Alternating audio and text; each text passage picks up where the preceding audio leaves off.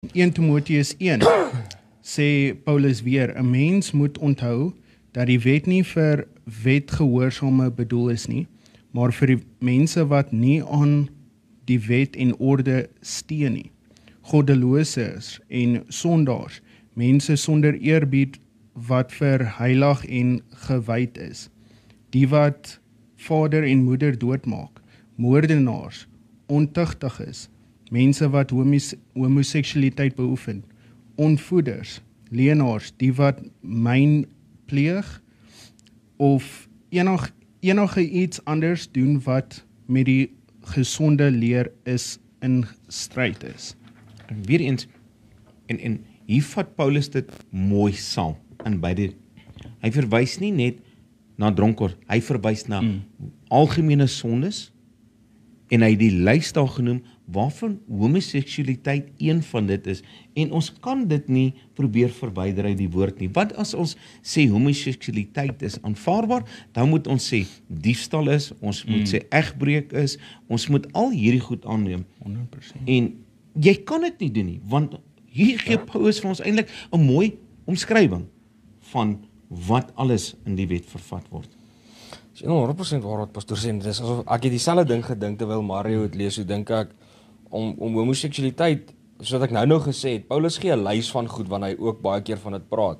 En om dan nou homoseksualiteit te wil goed praat, gaan ons moet moord goed praat. Ja. Ons gaan moet egbreek goed praat. Ons gaan moet myn eet goed praat. Al daai goed kan ons nie goed praat nie. Soos wat ek genoem het, daai goed bly sonde en is verkeerd. Ons kan dit nie goed praat nie. Net so wat ons vanaand nou oor spesifiek oor homoseksualiteit praat, kan ons dit nie goed praat nie. En 'n ding is wat mense moet besef, en dis iets wat ek so vandag wil oor praat, is mense wat sê hulle is gebore om so te wees. Jy hoor dit baie, mense sal sê, hulle het nie gekies om so te wees nie, hulle is so gebore. Mense moet besef, jy is nie so gebore nie, God het jou nie so gemaak nie, eerste plek. Hoekom jy so voel is omdat ons nog vlees is, dis omdat ons nog in ons sondige natuur, ons het nog 'n sondige natuur. Nou wat gebeur is, net soos wat ek 'n strydman, ek sê gay nie, ek's 'n strydman, as ek dit nou so kan sê. So, nou omdat ek 'n strydman is, vind ek vroumense aantreklik. En ek persoonlik dink vroumense is seker die mooiste skepsel wat God ooit gemaak het in my opinie. Ja. En omdat God my nou vrouens gemaak het en ons gemaak het om te wil vermeerder, en ek is ook nou maar 'n man en ek is vlees, het ek 'n aantrokkenheid tot ander vrouens. So nou, Jy moet nou versigtig wees, jy moet nou mooi stipuleer hoor, jou vrou sit daar hoor. ja, maar dit is my punt tot wat ek wil kom nou. So dit is 'n ding wat ek mee sukkel byvoorbeeld. En dis die punt by wat ek wil kom. Dit is in ons sondige natuur. So nou net soos wat ons nou gesê het, dit is ook verkeerd om egbreek te pleeg. Net so moet ek 'n keuse maak om getrou te bly aan my vrou en nie toe te gee tot my vleeslike begeertes, my vleeslike drange, my vleeslike sonde nie. Net so ook wanneer jy daai gevoel het, wat ek wil neerkom, elke mens het sy eie ding in die lewe waarmee hy sukkel, sy eie sonde waarmee hy sukkel. Ja, eie struikelblok. Nou kry jy mense wat met homoseksualiteit sukkel.